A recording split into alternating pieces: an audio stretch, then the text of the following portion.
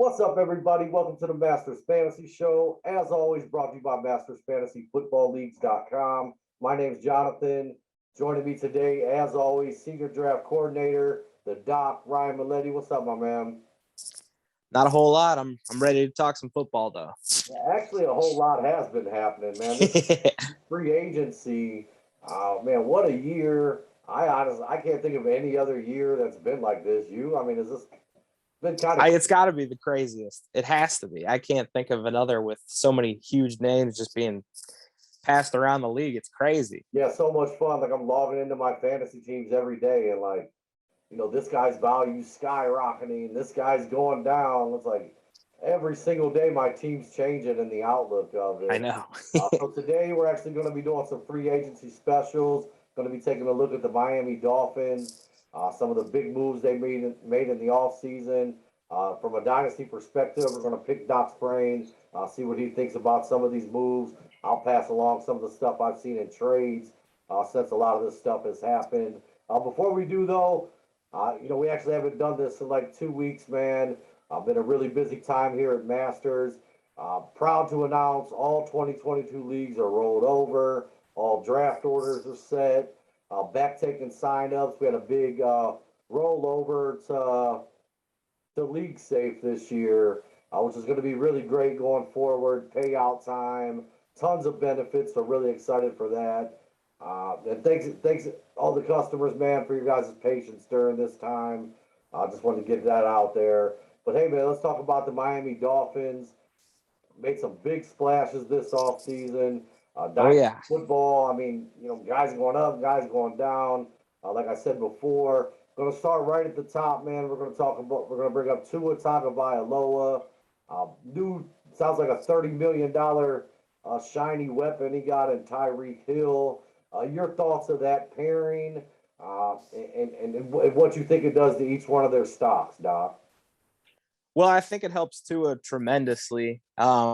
Obviously, for Tyreek, it's a bit of a drop off. Going from Mahomes to Tua is going to be pretty staggering. But I do think that Tua, with the way McDaniel will work this offense, I'm pretty confident that they're going to give Tua some easy throws.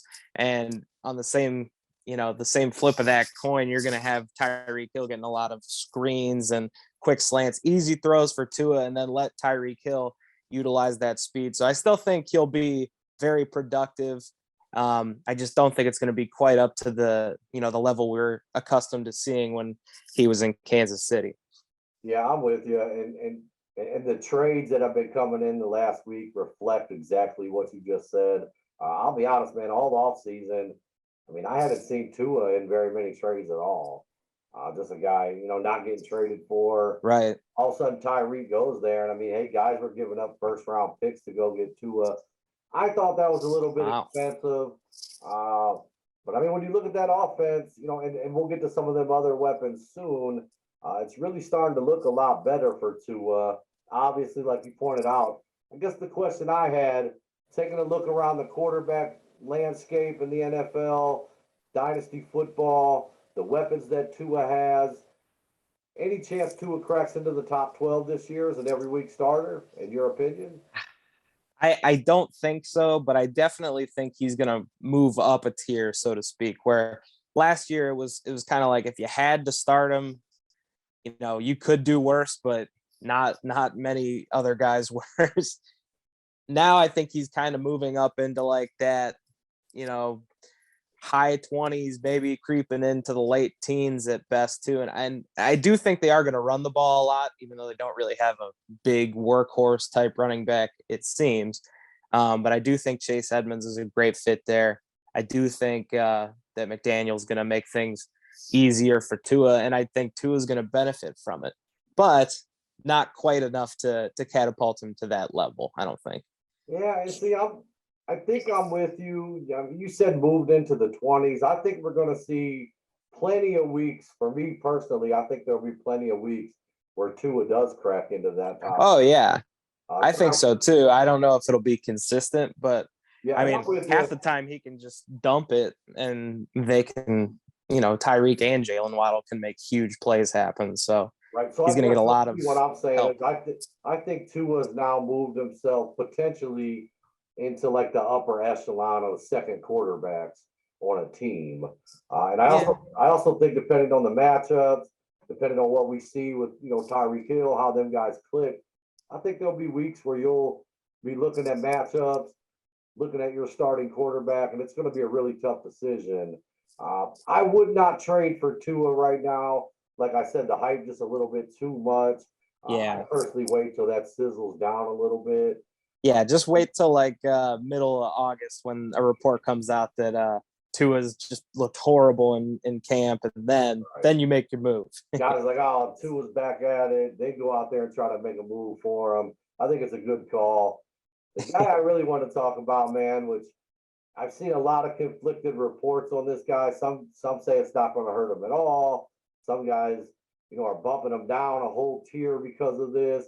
I know this is a guy I'm heavily invested in. I know it's a guy that you really, really like.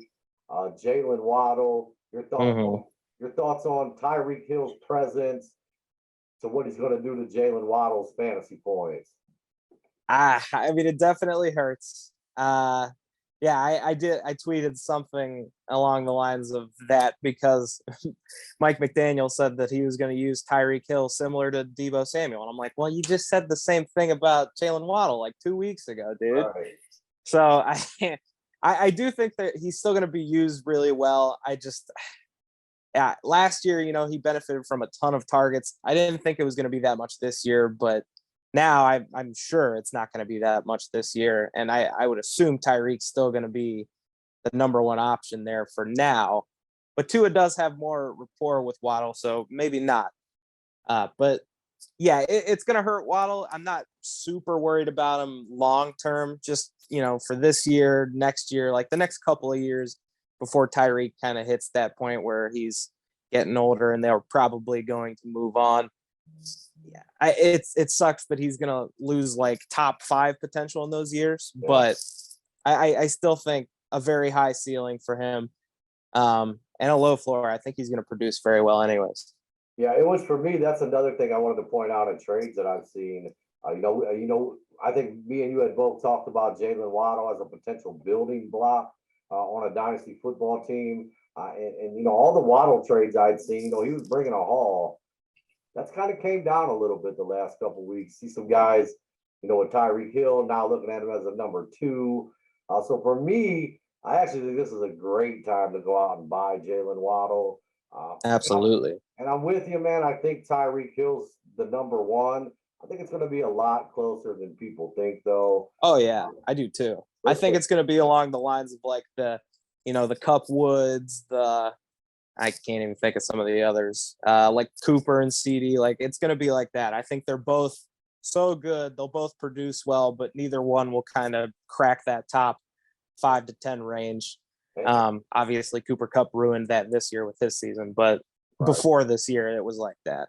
And as good as Tyreek Hill's been, Tua is not Patrick Mahomes, man. Patrick Mahomes, one of the savviest guys in the pocket, extending plays, buying time for Tyreek Hill to get open. I worry about it, man. If that's to me, that's not Tua's game. I'm a little concerned that how that's going to translate between him and Tyreek Hill. So yeah, I actually think those two are going to be really close. Keep an eye on that. For me though, all day I'm out buying Jaylen Waddle on the teams that I don't have them. I'm trying to make offers like crazy right now. absolutely. I'm in the same boat. All right, and going to move on to the running back position. I know you had brought up Chase Edmonds earlier. I think they also signed Raheem Mostert. Pretty sure Myles Gaskin's still there as well. You threw out Edmonds' name. Pretty sure you think he's going to be the starter. Is he the starter to you, Doc? When he first signed there, I thought, yeah, but then when Raheem Mostert came, he's got the history with McDaniel, and they started. I mean, he was the starter going into last year with McDaniel as the head honcho in charge of like the run game. So I think now realistically, Mostert's probably going to start. Wow. As long as he's like back and fully healthy, I think he'll probably be the starter.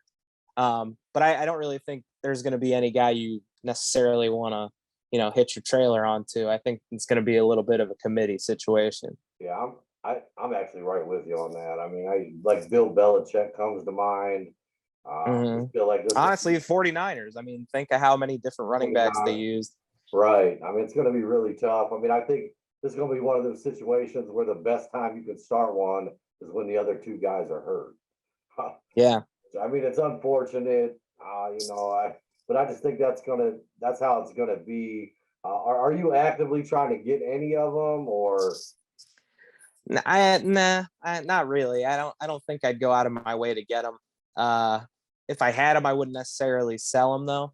yeah? I am kind of intrigued by the situation because they have improved already a ton on the offensive line and with other weapons. So I think that run game is going to be pretty nice. I just don't know if anyone's going to really separate themselves from the pack. All right, and then one last question: Mike Gesicki, value up, value down, kind of the same. How much? I'd say he's probably about the same.